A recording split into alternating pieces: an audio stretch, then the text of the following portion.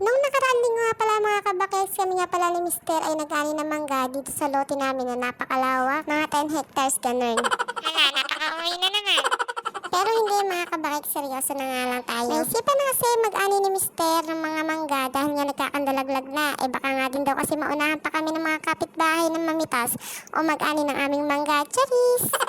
Pero hindi mga kabakets dahil napakadami na talaga kasi ng mga mangga na nagkakandalaglag kaya talagang naisipan na ni Mister na umakit na nga at pitasin na yung ibang mangga naman iba para naman mapahinog na lang namin. Kesa nga naman kasi na nagkakandalaglag lang yung mangga, di pitasin na nga lang ni Mister para naman mapakinabangan namin at makaan namin sooner kapag nahinog na. Taon-taon nga lagi nang si Mister ang naakyat at namimitas ng mangga para pahinugin namin dito sa amin para kahit paano may nakakain naman kami masarap-sarap na mangga.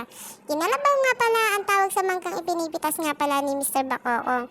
At dito nga habang namimitas nga kami at nangunguha ng mangga, ito namang aking kuya Bakokong ay singiyang paduyan sa akin. Tawag ng tawag, kaway ng kaway dun sa akin sa may dulo. At iduyan ko nga daw siya ng napakalakas. Akala mo naman Kaya ayan, dinuyan ko si kuya Bakokong ng napakalakas. Yung bumabaliktad siya. Hindi! Tamang duyan lang. Baka kasi tumasik si kuya Bakokong sa bubong natin hindi ko pa makuha. Pero ayan nga, tingnan nyo naman, ngiti-ngiti ang kuya Bakokong. Tuwang-tuwa na dinuduyan ko nga siya. Kaya't ayan, tamang duyan lang muna ako kay kuya Bakokong habang hinihintay ko nga bumaba yung basket na magagaling kay Mr. Bakokong galing sa taas. At si Baby Bakika nga pala natin ay nasa tita niya. Mabuti na nga lang at kasundo niya ngayon yung tita niya at hindi nga nag-iiyak. At habang naghihintay nga ako na may ibaba si Mr. na basket galing sa taas, hinugasan ko nga muna tong iba niyang napitas na mangga. Sa totoo nga lang mga kabakeks ay hindi naman namin alam kung paano talaga yung proper way ng pagpapahinog ng mangga. Pero ang ginagawa namin ay ganito.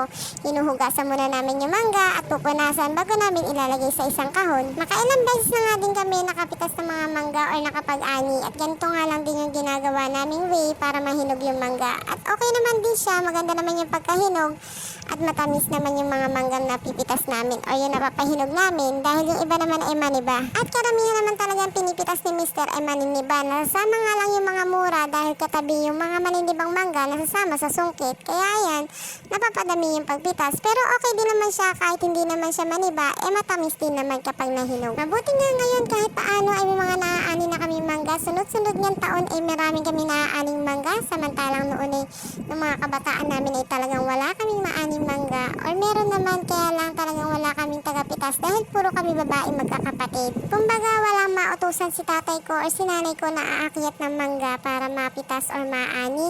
Dahil dito nga sa amin, konting kibot mo or maiutos ka sa isang tao ay kailangan ay may bayad. Pero syempre dahil sa wala naman kaming maibabayad sa mag-aakyat ng puno, edi pinapapakyaw na lang nila tatay ko para kahit paano ay may kita naman siya. At least hindi nasasayang yung mangga at may kinita pa si tatay ko, may pambili kami ng ulam. Kaya ngayon na meron naman na kaming taga-akyat, talagang kami na yung nag-aani para kami naman yung makakakain ng mangga na masarap. Napakasarap kali ng manggang hinog pagkatapos mong kumain. Napakasarap din ulamin ng manggang hinog kapag mainit na mainit yung kanin. Talaga naman. Mabuti na lang talaga may Mister akong bukod sa pogi na napakasipag pa talaga. Kilijern! At nabalik na nga tayo dito sa aking ginagawa. Pinupunasan ko na nga yung iba kong nahugasang mangga at napitas ni Mister. Tapos na nga umakyat si Mister, isang mangga nga lang muna yung inakit niya kasi nga matutulog pa si Mister. Kawawa naman yan, galing pa yan sa work, panggabi yan. Baka naman malaglag yan sa puno, mawawalan ako ng poging asawa. Uy! Kaya nga ayan, pagkapitas nga ni Mister ng mga mangga, pinagpahinga ko na nga siya at pinatutulog ko na nga dahil anong oras na nga din. Pero hindi pa naman tanghali yan mga kabakeks.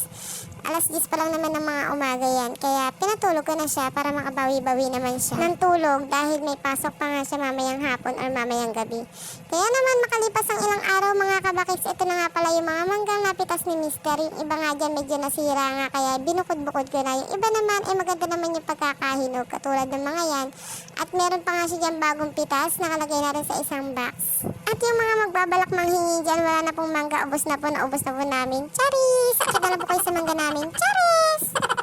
Shoota ka, kaya ka lang sasabihin madamot At so ayun na mga kabakeks, hanggang dito na nga lang ang aking video. Salamat sa inyong panonood. Bye-bye!